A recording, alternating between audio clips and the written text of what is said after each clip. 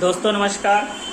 आज मैं RRB NTPC द्वारा जो अभी बहाली होने वाली है, अभी वैकेंसी निकली है, उसमें स्टेशन मास्टर की जॉब प्रोफाइल क्या होती है, उसकी क्या क्या ड्यूटी होते हैं, उसे क्या अलाउंसेस मिलते हैं, प्लस उसमें क्या प्रमोशन के चांसेस हैं, उसके बारे में इस वीडियो में बताऊंगा। सबसे पहले आप आरआरबी द्वारा CBT 1 CBT 2 दोनों एग्जाम पास करने के बाद आपका एप्टीट्यूड टेस्ट होगा, जो साइको टेस्ट, उसमें पास करने के बाद फिर आपकी डॉक्यूमेंट वेरिफिकेशन होगा। डॉक्यूमेंट वेरिफिकेशन के बाद आपका डिवीज़न अलॉट हो जाएगा और डिवीज़न जब आप ज्वाइनिंग के लिए जाएंगे उसी समय आपका मेडिकल लिया जाएगा। इसका मेडिकल स्टैंडर्ड A2 है, उसमें 6/9 और 6/9 आँख खोजता है, बिना ग्लास का, बिना चश्मे का होना चाहिए। फिर आप मेडिकल पास कर जाएंगे। मेडिकल पास करने के बाद फिर आपको ZRTI जब बैच शुरू होगा ZRTI में अलग अलग जोन का अलग अलग ट्रेनिंग सेंटर होता है। जैसे हमारा NCR NR का ZRTI चंदौसी है, मुरादाबाद के पास चंदौसी में इनकी ट्रेनिंग होती है। तो इसमें स्टेशन मास्टर की टोटल 90 वर्किंग डेज की ट्रेनिंग होती है। आप वहाँ ट्रेनिंग सेंटर में जाइए, उसमें वहाँ ट्रेनिंग 90 दिन की ट्रेनिंग होती है। उसमें सारे रूल्स रेगुलेशंस पढ़ा दिए जाएंगे। उसमें जैसे ट्रांसपोर्टेशन पढ़ाया जाएगा, कमर्शियल का भी पढ़ाया जाएगा, फिर accident manual, signal working manual, signal का सारा डिफिनेशन वगैरह पढ़ा दिया जाएगा। फिर स्टेशन क्या कितने प्रकार के होते हैं, बहुत सारा वहाँ पढ़ाया जाएगा। फिर वहाँ मॉडल रूम है, मॉडल रूम में भी जो स्टेशन पे इक्विपमेंट होते हैं वहाँ मॉडल रूम में आपको बताया जाएगा, करवाया जाएगा, सब सिखाया जाएगा। जो अथॉरिटी होते हैं, जो अथॉरिटी, बहुत सारे अथॉरिटी, जब आप वहाँ जाएंगे तो सब पढ़ाया जाएगा। प्लस वहाँ सब भरना अथॉरिटी वगैरह सब सिखाया जाएगा मॉडल रूम में। प्लस वहाँ फिर उसके बाद जब ट्रेनिंग के समय ट्रेनिंग में आपको एग्ज़ाम लिया जाएगा, वहाँ का एग्ज़ाम पास करना बहुत ज़रूरी होगा। प्लस उसी एग्ज़ाम के बेसिस पे आपका सीनियरिटी डिसाइड होता है डिवीज़न में। आप आरआरबी में कितना अच्छा रैंक लाएंगे, लेकिन आपका जो ट्रेनिंग सेंटर में जो अच्छा वहाँ जो लड़के टॉप करेंगे आपके बैच में, वो आपके ये सब दिन के लिए सीनियर होगा। और प्रमोशन में भी अगर 5 सीट का प्रमोशन होगा तो जो ऊपर से सीनियर रहता है उसी का पहले प्रमोशन होता है। तो उसका वहाँ का एग्ज़ाम पास करना और अच्छा नंबर लाना बहुत ज़रूरी रहता है। ये जो ZRTI होता है, zonal railway training centre institute होता है, zonal railway training institute ZRTI। तो वहाँ 90 दिन की वर्किंग डेज होती, 90 दिन की ट्रेनिंग होती है। वहाँ ट्रेनिंग पास करने के बाद जब एग्ज़ाम वगैरह हो जाएगा, वहाँ ट्रेनिंग खत्म हो जाएगा, फिर आपको यहाँ डिवीज़न आइएगा, फिर आपको लाइन ट्रेनिंग जब तक रिजल्ट नहीं आता है तब तक किसी स्टेशन मास्टर के साथ आप ड्यूटी करिए, मतलब उनके साथ ट्रेनिंग करिए, लाइन ट्रेनिंग। जब जो वहाँ जो वर्किंग है देखिए स्टेशन मास्टर के साथ, और उसके बाद जब ट्रेनिंग का रिजल्ट आ जाएगा फिर आपका डिवीज़न में आपका पोस्टिंग लेटर निकलेगा। वहाँ ज़्यादातर शुरू में इनिशियली छोटे स्टेशन दिया ही जाएगा, छोटे स्टेशन में ही पोस्टिंग दी जाएगी, क्योंकि बड़े स्टेशनों में जो वैकेंसी रहती है उसके लिए प्रायोरिटी लगा कर रखते हैं लोग, क्योंकि बड़े स्टेशन के लिए जो प्रायोरिटी लगा कर रखते हैं तो उनका पहले बड़े स्टेशन में आएगा। तो ज़्यादातर आपको रोड साइड या छोटा स्टेशन ही दिया जाएगा, कुछ को बड़ा स्टेशन भी मिल जाएगा। अब डेली की क्या क्या वर्किंग है, डेली स्टेशन मास्टर की क्या क्या वर्किंग है।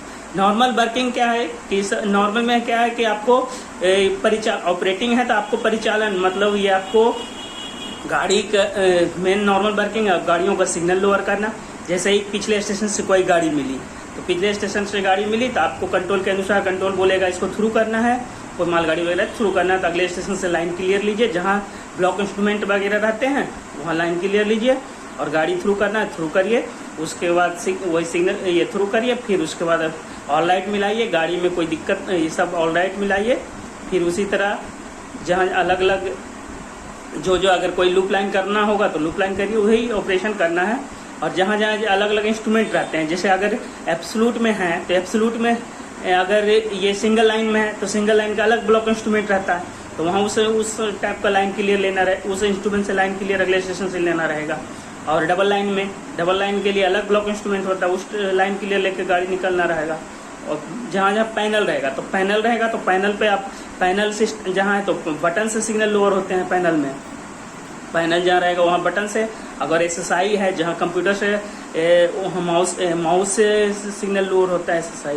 ऑटोमेटिक सिग्नल है जहाँ, तो ऑटोमेटिक सिग्नल है तो ऑटोमेटिक में आपको लाइन क्लियर ये मौखिक लाइन क्लियर अगले स्टेशन से लेना रहेगा, बाकी इंस्ट्रूमेंट पे नहीं। ऑटोमेटिक में सीधे पिछले स्टेशन से गाड़ी मिली, कंट्रोल ने बोला थ्रू करना है थ्रू गाड़ी होना चाहिए। ऐसा ना हो स्टॉपेज गाड़ी है तो वो नहीं, आपको ध्यान रखना है जहाँ आप ट्रेन जो भी ट्रेन रुकती है तो आपको हर गाड़ियों का ये मालूम रहना चाहिए कि हमारा स्टॉपेज कौन सी गाड़ी का कहाँ स्टॉपेज है। गलती से उसको ये नहीं कि थ्रू कर देना है, उसमें फिर आप ये हो जाएंगे। तो उसी अनुसार गुड्स ट्रेन में पैसेंजर में भी पैसेंजर है तो अपना जैसे जिसको अगर थ्रू करने वाली गाड़ी है थ्रू करना है, लूप लाइन करना है तो लूप लाइन करना है। सब ये पैनल रहेगा, पैनल से करना रहेगा, ये कंप्यूटर वाला माउस SSI रहेगा उससे करना रहेगा। और रोड साइड स्टेशन बहुत जगह छोटे छोटे स्टेशन है, वहाँ आपको छोटे जगह पहले कभी कभी तो बहुत छोटा स्टेशन, वहाँ टिकट भी ये पैसेंजर के लिए टिकट भी काटना पहले रहता है काम। लेकिन अब तो सब जगह ये रहता है, कॉन्ट्रैक्टर वाले रहते हैं, लगा दिया है ये टिकट काटने के लिए, सब जगह लगा दिया है। लेकिन अब बहुत जगह स्टेशन पे आपको टिकट भी काटना रहेगा, तो कमर्शियल का भी काम आपको करना रहेगा बहुत सारा।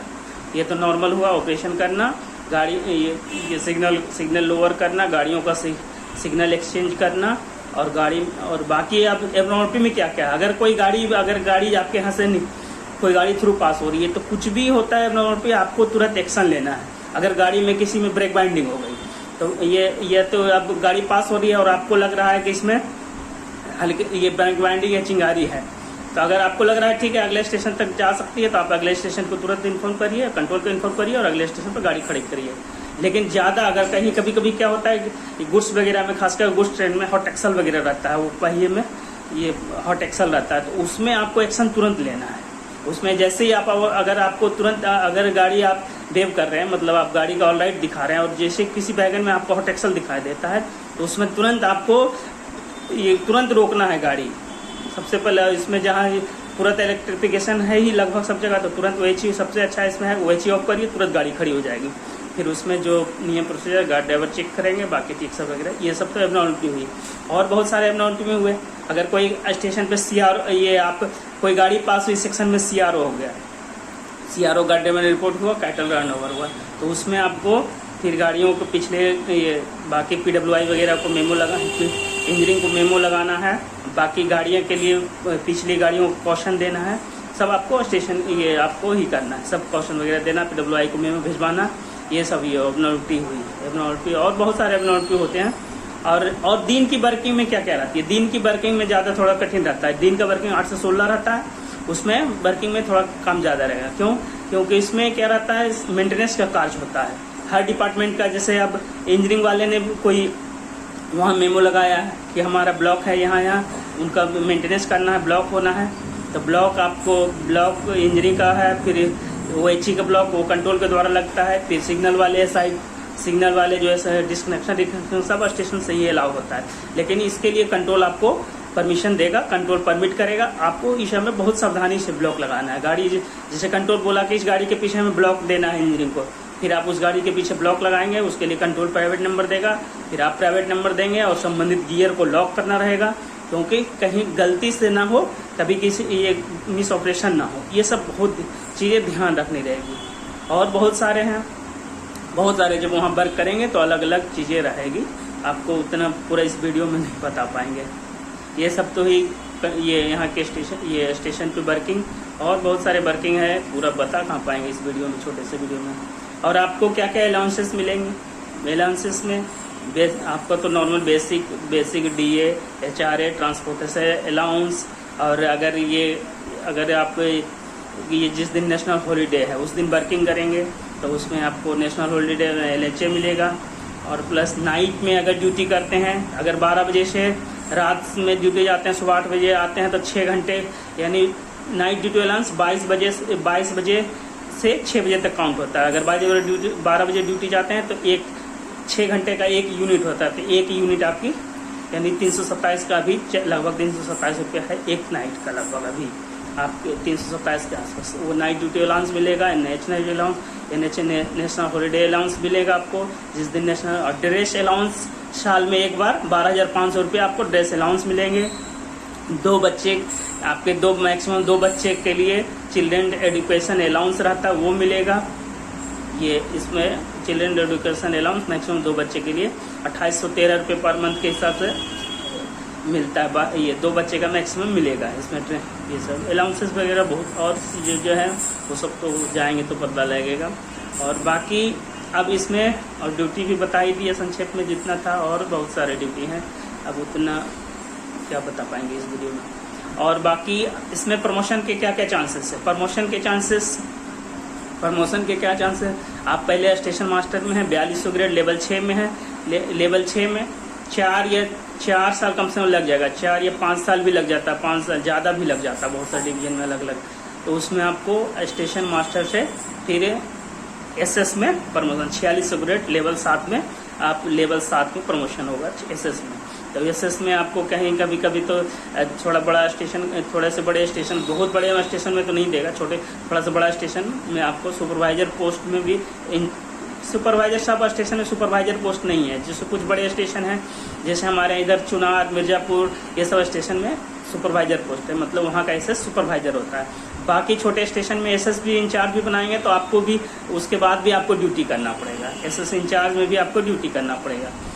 तो एसएस में यानी आपको 4 या 5 साल के बाद, कभी ज़्यादा भी कैसे अलग अलग डिवीज़न में, कभी जैसे वैकेंसी रहती है उससे आपको 4600 ग्रेड में पहुँच जाएंगे एसएस में। और बाकी अलग अलग और क्या क्या है इसमें, ये तो एसएस में ही, अभी इसी एसएस में।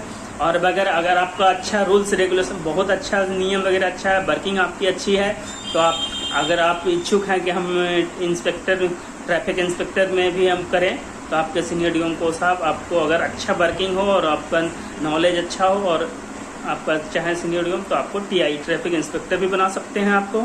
फिर अलग अलग ट्रैफिक इंस्पेक्टर में टीआई सेफ्टी जो डिवीज़न में, वो भी बन सकते हैं इसी में, एसएस में से ही। और बाकी एसएस टीआई सेफ्टी, अगर किन्हीं को लगता है कि हम कंट्रोल में आना चाहते हैं, सेक्शन कंट्रोलर, तो अब यह है कि 3 साल के बाद तो सेक्शन कंट्रोलर का एग्जाम देके वो कंट्रोल में आ सकता है, लेकिन कंट्रोल की ड्यूटी और टफ हो जाती है, तो लोग नहीं अब उतना आना चाहते हैं कंट्रोल में, क्योंकि इनकी यहाँ और ड्यूटी टफ है। और उसके बाद फिर अब एक और चैनल प्रमोशन का एलडीसी है, आपका बहुत अच्छा पकड़ है, नॉलेज है, तो आप एलडीसी का एग्ज़ाम के थ्रू ये 5 साल अगर आप स्टेशन मास्टर में ड्यूटी कर लेते हैं तो डायरेक्ट ग्रुप बी एवं असिस्टेंट ऑपरेटिंग एवं में ऑपरेटिंग मैनेजर एवं बन सकते हैं।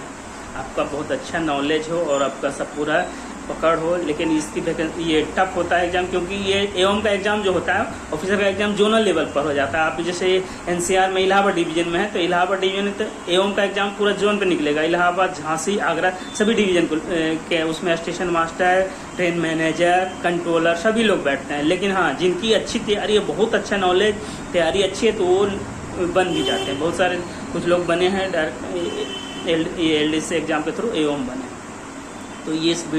तो ये हुए प्रमोशन के चांस। इस वीडियो में मैं यही यहाँ तक ही बता पाया, बाकी नेक्स्ट वीडियो में और कुछ विशेष बताऊंगा। नमस्कार।